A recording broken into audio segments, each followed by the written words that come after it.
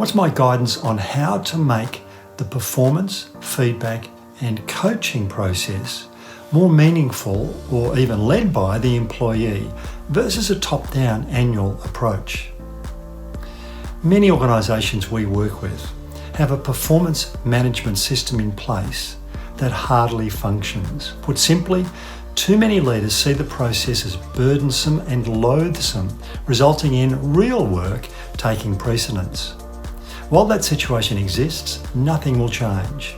This tells us that workplace culture must be a top 3 priority of the senior leadership team. And as soon as that is the case, things flow logically, including a genuine desire to help people align with the aspirational culture and the need for personal growth.